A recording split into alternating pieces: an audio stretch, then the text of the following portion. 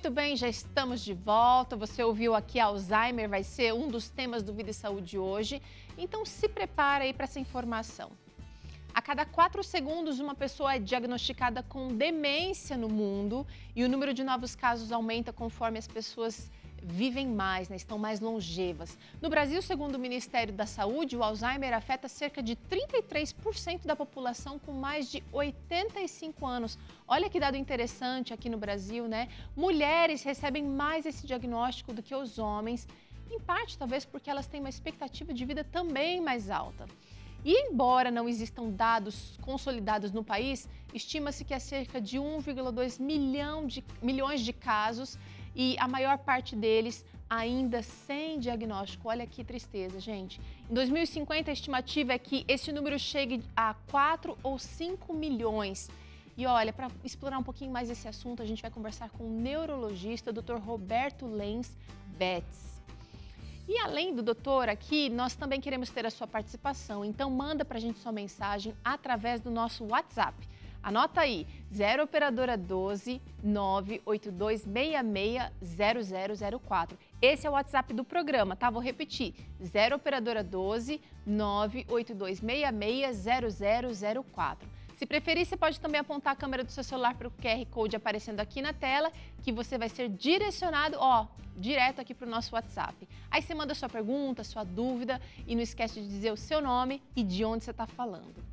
Doutor Roberto, muito obrigada pela participação aqui no Vida e Saúde, falando de um assunto tão necessário, tão importante, Dia da Conscientização da Doença do Alzheimer.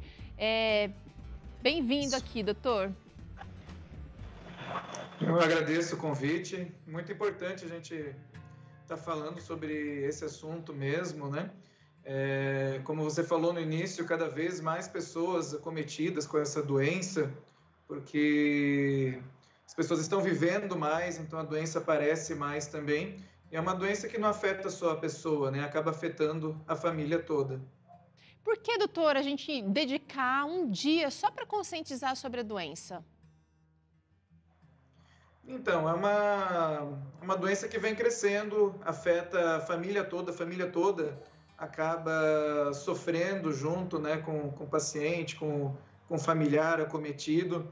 E existem alguns cuidados, algumas medidas, né, que podem ser tomadas tanto para a gente tentar prevenir essa doença, como também para conseguir conviver com ela, né? Tanto a pessoa acometida quanto os familiares que estão cuidando.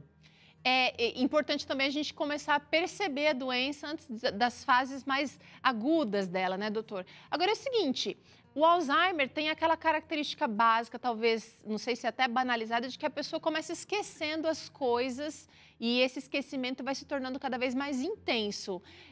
Existem estágios da doença, doutor? Queria que você explicasse para a gente quais são esses estágios.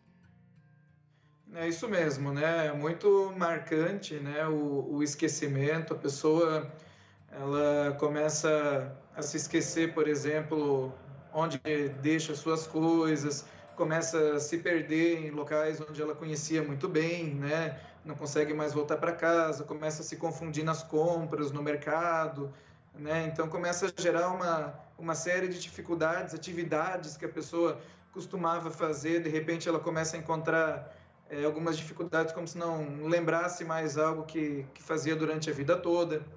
Então, a doença de Alzheimer, ela tem alguns estágios, né? O primeiro estágio começa com esses esquecimentos mais leves, né? Mas dessas situações cotidianas.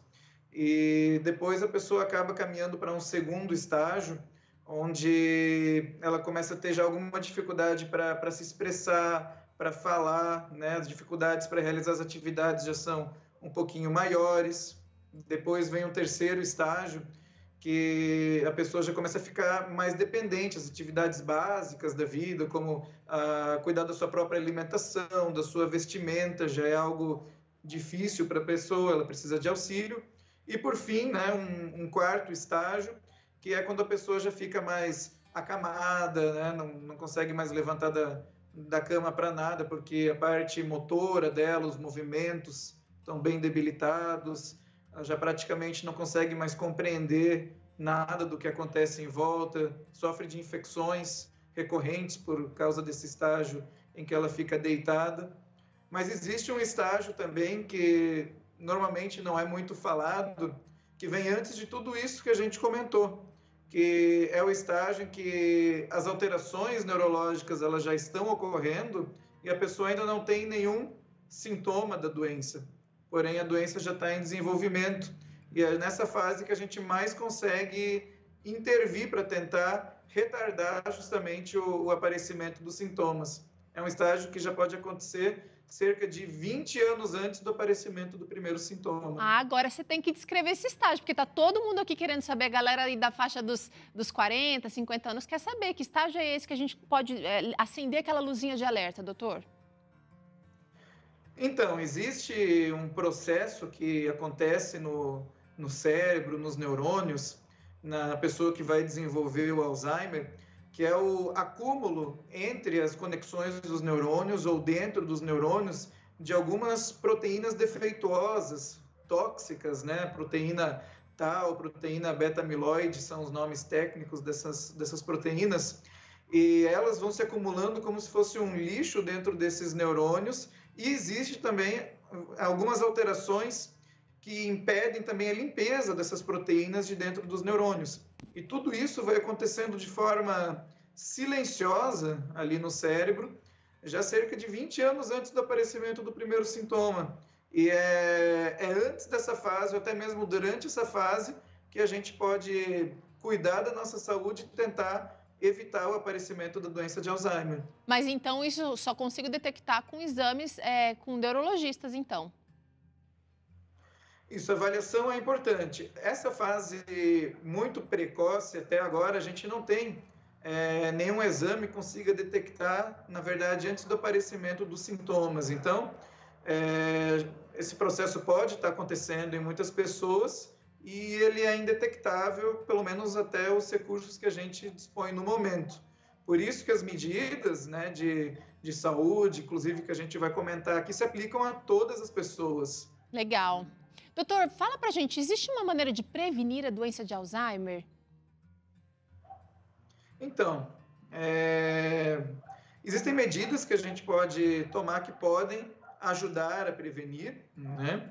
São medidas relacionadas ao estilo de vida, né? Como, por exemplo, atividade física, uma alimentação saudável, e a gente tentar evitar doenças como obesidade, hipertensão arterial, diabetes mellitus, que são doenças decorrentes, por exemplo, da alimentação, da falta de atividade física, do estresse muito grande do dia a dia.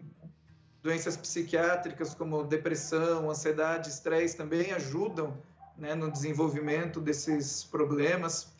E também a gente se manter ativo, né, intelectualmente ativo, né, tá sempre estudando, crescendo, né, intelectualmente. Isso é muito importante, porque o cérebro ele não é um músculo, mas funciona parecido. Se a gente vai lá e exercita o nosso músculo, ele fica cada vez mais forte, e quando a gente para de exercitar ou acontece alguma coisa, a gente está mais forte. Bom, o cérebro é mais ou menos da mesma forma.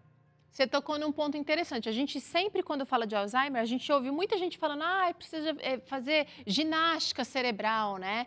E aí a nossa equipe preparou aqui, doutor, esses cubos aqui que vão trazer algumas dicas, relembrando aqui o cubo mágico, né? Que vão trazer dicas de como a gente pode ativar o nosso cérebro. A primeira dica aqui, vamos ver se eu vou conseguir montar. Eu nunca fui muito boa em cubo mágico. Aqui, olha. Primeira dica, doutor. Leituras e jogos inteligentes. Então, é muito importante, né? A leitura, você vai estar aprendendo novas informações, vai estar memorizando, desenvolvendo a linguagem, né? Que é uma das funções também que começa a ser afetada, né? Os jogos para treinar o raciocínio. Legal. Ó, a gente vai conversar agora, doutor, ao vivo com a repórter Ana Mintureta, que está em uma escola especializada nesse tipo de atividade aqui. É isso mesmo, Ana Min? Você já está me escutando? Oi, Teru, boa tarde. Eu já escuto você, já estou acompanhando, estou por dentro de todo o assunto. A gente está aqui numa escola especializada em ginástica cerebral. É isso mesmo. Não é só o acerte o passo aí para os nossos exercícios para o corpo, não, viu, Teru? Tem que exercitar também, ó, a cachola, né? Tem que exercitar o cérebro. Ana, eu queria saber que Eu estou agora aqui com o professor de ginástica cerebral, que é o Léo Kawashita. Ele que vai explicar para a gente como que funciona esse método, Léo. Como que funciona essas aulas aí, com esses jogos, para ajudar as pessoas a prevenirem doenças como Alzheimer e manter o cérebro na ativa. Boa tarde, Léo. Boa tarde. Ginástica para o cérebro, ela trabalha com 3 princípios. Para a gente tirar o nosso cérebro da zona de conforto, é necessário ter novidade, variedade e desafio crescente. Então, através das nossas ferramentas pedagógicas, nós conseguimos exercitar esses 3 princípios. Então, nós temos o ábaco, as dinâmicas, neuróbicas, jogos pedagógicos, o super online e dinâmicas. Tem outros aqui, tem jogos aqui para a gente mostrar, né, Léo? Esses que a gente tem aqui em cima, que não é qualquer jogo, né, que ajuda aí nessa ginástica cerebral. Esses que estão aqui, como que a gente pode trabalhar para ajudar a exercitar o cérebro? Todos esses jogos trabalham com esses 3 princípios que eu te comentei de novidade, variedade e desafio crescente. Esse jogo, por exemplo, é um quebra-cabeça. Então, o objetivo desse jogo é você movimentar os carrinhos dentro das suas respectivas linhas para você desobstruir o caminho do carro vermelho e ele poder sair livremente. Esse aqui é uma parede colorida, o objetivo é a gente trabalhar motricidade, atenção, coordenação motora fina da pessoa quando ela estiver montando isso aqui. Agora tem mais para o lado de cá. O que mais que é aqui? Esse aqui está diferente, esse o que é? Aqui é uma torre vertical, o objetivo é tirar essa argola daqui, sem que a gente desmonte essa peça ou quebre ela, né? No caso aqui. Então, é um desafio de raciocínio lógico, de atenção e trabalha muito a nossa questão da perseverança, o não desistir. Eu queria destacar essa ferramenta, que é o nosso ábaco. Tá? O ábaco é uma ferramenta milenar, uma calculadora, onde nós trabalhamos a concentração, foco, atenção e a memória de trabalho. Agora, quantas vezes por semana, por exemplo, Léo, os alunos, as pessoas que estão... Normalmente são alunos aqui, a gente sabe que a escola aqui atende todo o público, mas tem mais 60 a mais, né? Pessoas com mais de 60 anos. Quantas vezes por semana essas pessoas vêm até aqui para ter aula com esses jogos para exercitar o cérebro? Perfeito. As aulas são semanais, uma vez por semana, com 2 horas de duração. São divididas por faixa etária, justamente para a gente poder atender a especificidade de cada idade. Além dessas 2 horas, o aluno ele tem mais exercícios e atividades que ele vai fazer em casa, que somam um total de mais 2 horas. Show de bola. Eu ia falar justamente sobre quem está em casa e muitas vezes não tem. A gente pode colocar aí, ó, você pode acompanhar o site do Método Supera para você acompanhar lá direitinho com mais detalhe como funciona. Mas e quem não tem acesso a esse método, Léo, e de alguma forma a gente consegue adaptar algum desses jogos para quem está em casa, quer adaptar para o vovô, para a vovó, manter aí o cérebro na ativa? Olha, a gente pode fazer diversas atividades. Eu vou dar alguns exemplos de neuróbicas e algumas questões de memória, né? Então, por exemplo, é muito comum as pessoas de idade fazerem listas para supermercado. Então, a minha sugestão é faça a lista, porém não use a lista. Leve ela no bolso e use estratégias de memorização. Então, por exemplo, por áreas do mercado, você vai identificar os itens que você deseja comprar.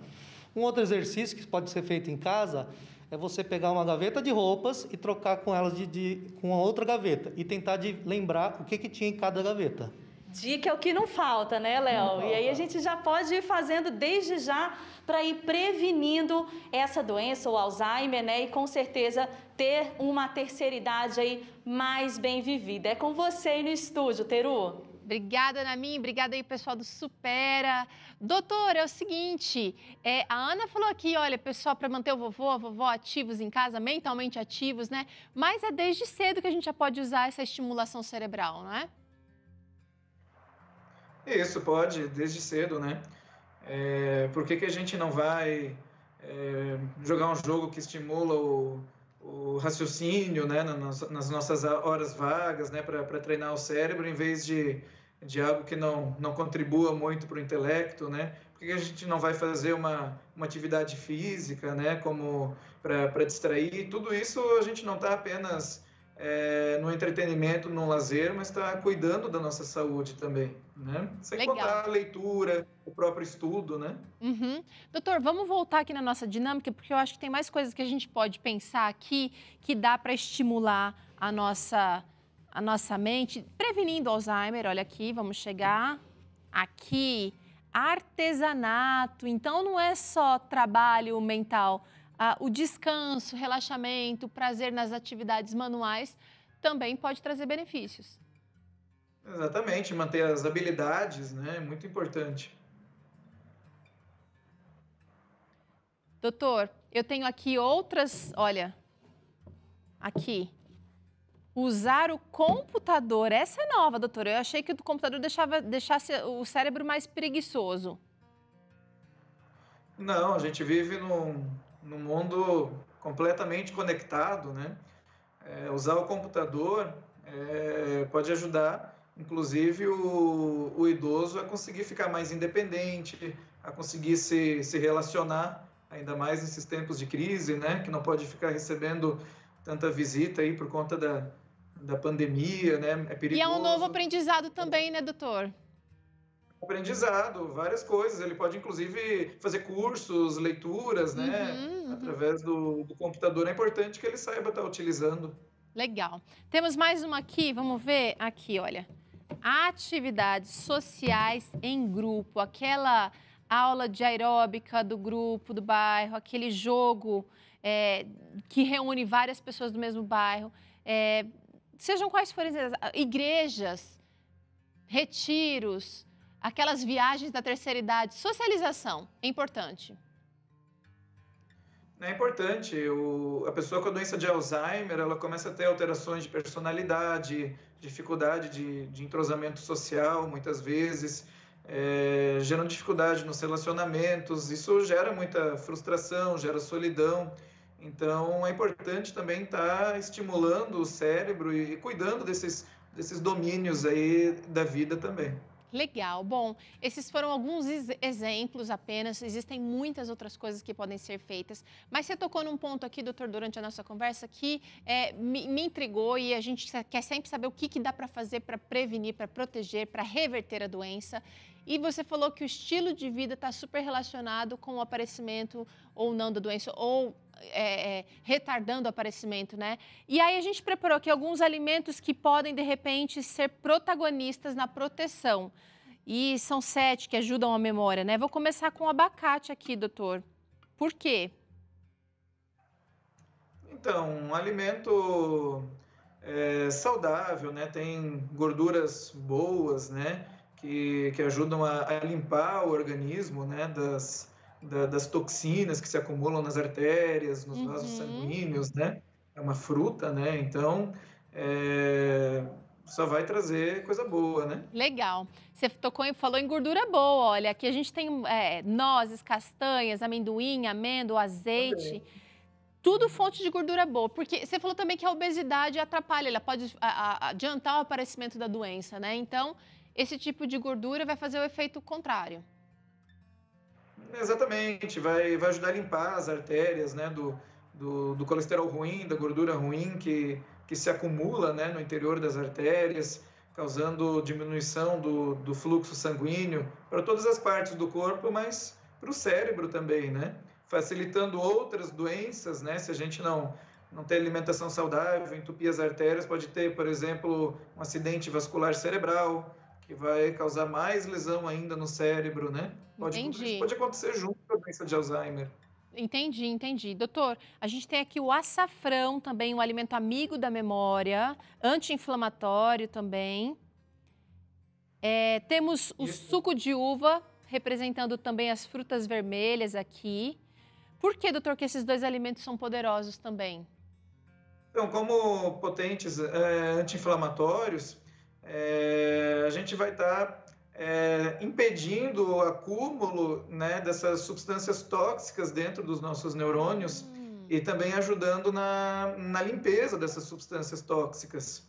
a inflamação cada vez mais aparece nos estudos como sendo um dos fatores importantes aí que ajudam na degradação aí dos neurônios.